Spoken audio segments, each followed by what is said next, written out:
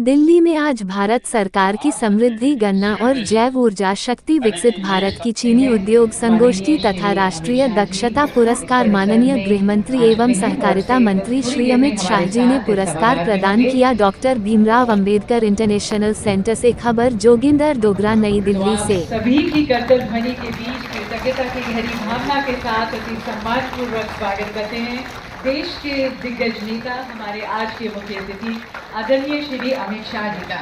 माननीय प्रधानमंत्री मोदी जी के नेतृत्व में भारत में सहकारिता को पहचान देने वाले, बल देने वाले, समृद्ध और संपन्न बनाने वाले अपने श्री अमित शाह जी को हम कोटि कोटि प्रणाम करते हैं।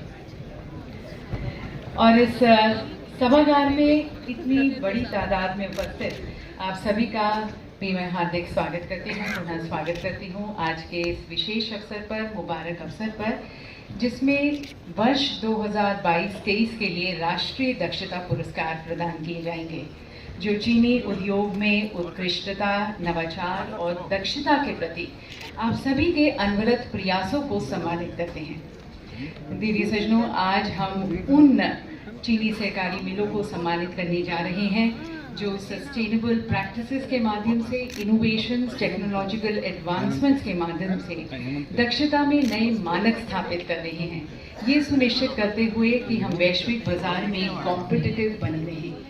और आप सभी के ये अनवरत प्रयासों का ही चीनी का प्रोडक्शन और कंजम्पशन वैश्विक बाजार में चीनी की उपलब्धता और कीमतों पर आदरणीय श्री अमित शाह जी से कि आप अपने कर कमलों द्वारा ये दीप प्रज्वलित कर पुरस्कार वितरण समारोह वर्ष 2022-23 के जो दक्षता पुरस्कार आज प्रदान किए जा रहे हैं उसका मंगलमय शुभारंभ करें।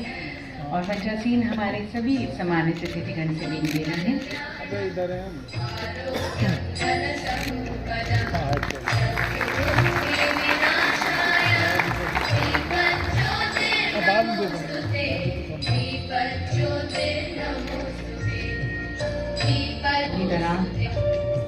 हम अपने प्रयासों के माध्यम से, अथक प्रयासों के माध्यम से विठ्ठल रुक्मिणी की आभूषण जड़ित प्रतिमा भेंट कर रहे हैं, उन्हें आदरपूर्वक भावना से सम्मानित कर सादर धन्यवाद कर रहे हैं। जैसा कि आप जानते हो कि हर साल 2 बार पूरे भारत से लाखों भक्त हजारों मील पैदल चलकर महाराष्ट्र के पंढरपुर में स्थित विठ्ठल रुक्मिणी मंदिर के दर्शन के लिए आते हैं, ये अपने आप में एक अहमियत है। अब हमारे अध्यक्ष भारत सरकार के सहकारिता राज्य मंत्री माननीय श्री कृष्णपाल जी का स्वागत और सम्मान करेंगे।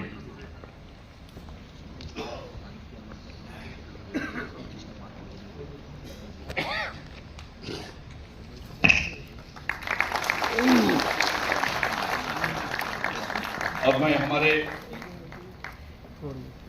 फैक्ट्री के पुरस्कार से नवाजा जाता है श्री छत्रपति शाहू सहकारी साखर कारखाना लिमिटेड, कागल, महाराष्ट्र। इस पुरस्कार को ग्रहण करने के लिए हमारे साथ मिल के निदेशक श्री समरजीत सिंह घाटके जी, साथ साथ श्री वीर कुमार अप्पा साहेब पाटिल जी मंच पर इस पुरस्कार को लेते हुए तालियों के साथ, जोरदार तालियों के साथ इनका यहाँ पर मंच पर स्वागत। इस मिल की उपलब्धियों के बारे में आपको बताएं तो उच्च रिकवरी जोन में सर्वश्रेष्ठ प्रदर्शन किया है। मानक पैरामीटर श्रेणियों में गन्ना विकास, तकनीकी दक्षता और वित्तीय प्रबंधन के लिए समग्र रूप से अधिकतम अंक भी इस मिल ने प्राप्त किया है। और अब अन्य रिकवरी जोन क्षेत्र में ओवरऑल बेस्ट सहकारी चीनी फैक्ट्री पुरस्कार से सम्मानित किया जाता है सुब्रमण्य सेवा cooperative sugar mills limited, Tamil Nadu को। मंच पर हमारे साथ श्रीमती आर प्रिया एडमिनिस्ट्रेटर और श्री एस सुब्रमण्यन जी, साथ साथ श्री डी मुरुगेसन पुरस्कार ग्रहण करते हुए मानक पैरामीटर श्रेणियां जैसे गन्ना विकास, तकनीकी दक्षता और वित्तीय प्रबंधन के लिए सुब्रमण्य सेवा मिल ने अधिक थोड़ा पीछे आइए, पीछे आइए, इधर हो गया था। और अब देवी सज्जनों, आज का प्रतिष्ठित पुरस्कार स्वर्गीय श्री वसंतदादा पाटिल जी की चीनी उद्योग के लिए महत्वपूर्ण सेवाओं को मान्यता देते हुए अब प्रस्तुत है Vasantdada Patil award for the overall best cooperative sugar factory on all India basis. और ये पुरस्कार से नवाजा जाता है भीमा शंकर सहकारी साखर कारखाना लिमिटेड, महाराष्ट्र। चेयरमैन श्री भगवान भेंडे जी, साथ साथ वाइस चेयरमैन श्री प्रदीप वंशी पाटिल जी मंच पर इस पुरस्कार को ग्रहण करते हुए। बहुत बहुत धन्यवाद आदरणीय श्री अमित शाह जी का इन पुरस्कारों को प्रदान करने का। और देवी सज्जनों, अब हम सभी हमारे मुख्य मोदी जी का भी हम स्वागत करना चाहते हैं, क्योंकि उन्होंने पहली बार सर आपकी सहकारिता मंत्रालय अलग से बनाए और पहला सहकारिता मंत्री सब आप बन गए, इसलिए हमको सबको बहुत खुशी है। सर आप जब आपने ये पदभार संभाला, 3 बहुत ऐतिहासिक डिसीजन सर आपने लिया है। पहला डिसीजन सर, हम 27 साल इनकम टैक्स के बारे में हाई कोर्ट, सुप्रीम कोर्ट, हम ये इतने बार हम उसका हम प्रयास कर रहे थे, लेकिन कोई सरकार ने हमको मदद नहीं की। लेकिन जब आपके पास हम गए, 2-3 मीटिंग्स हमारी हुई और मुझे गर्व है आपको सबको बताने में, बड़ा हर्ष होता है कि अमित शाह साहब ने ऑफिसर्स को एक ही सवाल पूछा, अगर गन्ना फैक्ट्री को अगर इनकम टैक्स लगता है तो मुझे समझाओ कि क्यों लगता है, और अगर नहीं लगता है तो फिर आपने लगाया क्यों। सर एक ही सेंटेंस है, आपने 10,000 करोड़ का प्रिंसिपल अमाउंट और 1900 करोड़ का इंटरेस्ट, तब आपने वो फैसला लिया। इसलिए मैं सबको कहना चाहता हूं, आप सब उनका अभिनंदन करना चाहिए। दूसरी बात सर,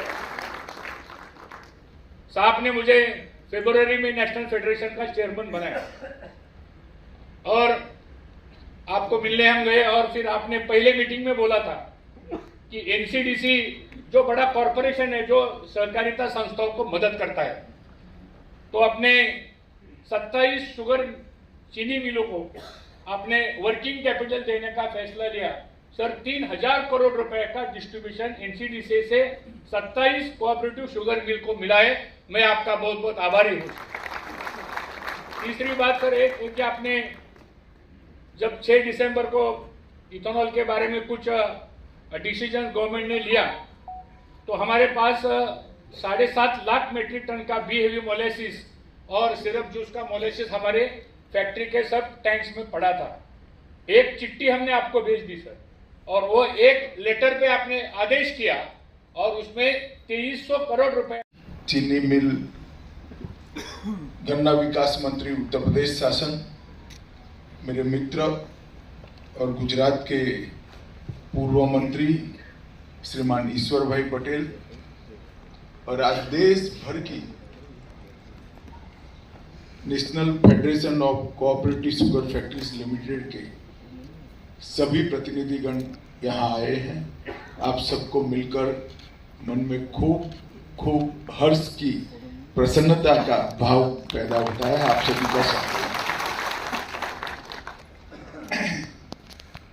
भाई बहनों, हमारा देश बहुत पुराना सहकारिता आंदोलन का साक्षी रहा।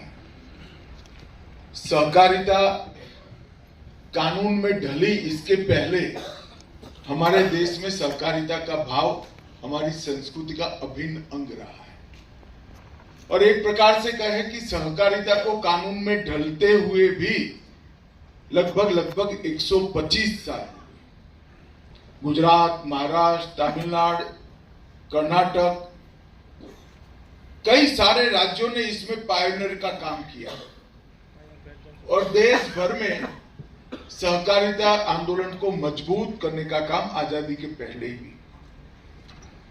परंतु आजादी के बाद धीरे धीरे एक प्रकार से जैसे इकोनॉमी पॉलिसियां बदलती गई, सहकारिता आंदोलन में जरूरी बदलाव भी नहीं किए गए, कानूनों में जरूरी बदलाव नहीं किए। धीरे धीरे एक प्रकार से सहकारिता आंदोलन पूरे देश में जो सिमेट्रिक तरीके से डेवलप था वो कुछ राज्यों तक सीमित रह गया, और उसमें भी मंद गति से विकास होता था या स्थगित था। नरेंद्र मोदी जी ने एक ऐतिहासिक फैसला लिया। 1947 से एक मांग हमेशा सहकारी आंदोलन से जुड़े हुए कार्यकर्ताओं की रही कि एक अलग सहकारिता मंत्रालय भारत सरकार में हो। 1947 से अब तक 2 साल पहले तक सहकारिता मंत्रालय एक कृषि मंत्रालय के जॉइंट सेक्रेटरी में सीमित रहकर रह गए। उसको केवल राज्य सरकारों के भरोसे छोड़, और राज्य सरकार के भरोसे छोड़ने के बाद राज्य सरकारों ने बहुत अच्छा काम किया, मगर इसके लिए राष्ट्रीय स्तर से इसकी वैश्विक स्पर्धाओं के कारण जो बदलाव हमारे कोऑपरेटिव स्ट्रक्चर में करने चाहिए और इसके हिसाब से पूरे देश की एक नीति बननी चाहिए, इसकी जगह हर राज्य की कोऑपरेटिव पॉलिसियां बनने की शुरुआत। जब स्वाभाविक रूप से कोई राज्य कोऑपरेटिव पॉलिसी बनाता है तो उसके ध्यान में वो राज्य की चैलेंजेस